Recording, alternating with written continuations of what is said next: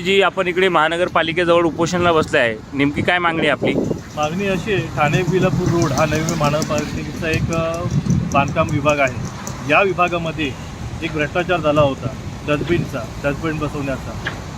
2022ला एक डस्टबिन बसवले होते ठाणे विलापूर रोडवरती आणि 2024ला पुन्हा त्याच कामाचे जे झालेलं काम आहे त्याच कामाचं परत एकदा फाईल बनवून पैसे खाल्ले होते आणि त्यासाठी मी महानगरपालिका आयुक्तांकडे लेखी पत्रव्यवहार केला होता आणि त्याची फाईलीसहित आम्ही पुरावे दिले होते की हा असा भ्रष्टाचार झालेला आहे। आणि त्या फाईलला जे 2022चे फोटो होते त्याच फोटोची डेट एडिट करून आणि ते नव्याने फाईलला जोडून परत पैसे काढले होते। आणि ज्या 2022चे जे डस्टबिन होते ते आहे त्या परिस्थितीमध्येच होते, नवीन डस्टबिन बसवले नव्हते। म्हणून आम्ही त्या पूर्ण विभागाचा सर्वे केला, माहिती घेतली आणि माननीय आयुक्तांना एक निवेदन दिलं। माननीय आयुक्तांना भेटलो पण आणि त्याने आश्वासन दिलं की आम्ही ह्याच्यावरती कारवाई करू म्हणून। परंतु काही दिवस आम्ही वाट बघितली, आम्हाला काहीच प्रतिसाद भेटला नाही। आम्ही पुन्हा आयुक्तांकडे गेलो, आयुक्तांकडे मागणी केली की असं घटना घडली, आम्हाला उत्तर द्या, लेखी उत्तर द्या। त्यावेळेस आयुक्तांनी सांगितलं होतं की मी आयुक्त बोलतोय, तुम्हाला आयुक्तांवरती विश्वास नाही का? म्हणून आम्ही आयुक्तांचा मान ठेवला आणि त्या ठिकाणी निघून गेलो। पण पुन्हा तसंच काहीच कारवाई होत नसल्यामुळे आम्ही पुन्हा उपोषणाचं पत्र दिलं आणि मागच्या वर्षी आम्ही उपोषणाला बसलो होतो।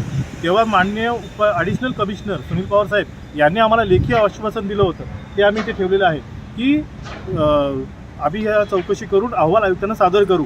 परंतु आजपर्यंत काही चौकशी झाली नाही आणि चौकशी झाली, आम्हाला बोलवलं होतं आणि जे अभियंते होते त्या अभियंत्यांना त्या ठिकाणी बोलवलं होतं, चौकशी केली, पण त्याच्यामधून काय त्यांच्यावरती कारवाई झाली काय नाही हे अद्यापपर्यंत आम्हाला लेखी कळवलेलं नाही आहे। म्हणून आम्ही पत्रव्यवहार सुरूच ठेवला आणि त्याच्यानंतर शेवटी नाईलाजाने पुन्हा आम्हाला या ठिकाणी उपोषणाला बसण्याची वेळ आलेली आहे।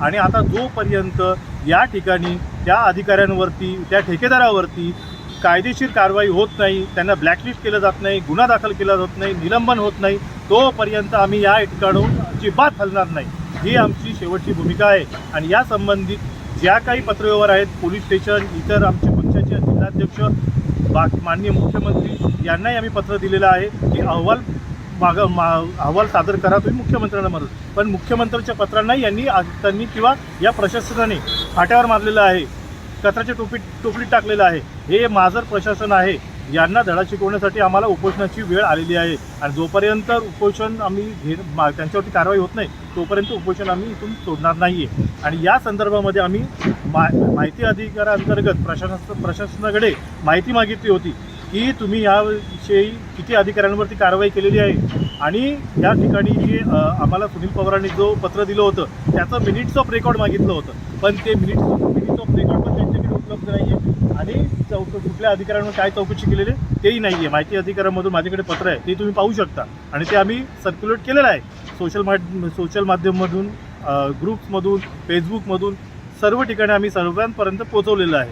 आता जो काही निर्णय होईल ते माननीय आयुक्तांना घ्यायचा आहे, माननीय मुख्यमंत्र्यांना घ्यायचा आहे। धन्यवाद।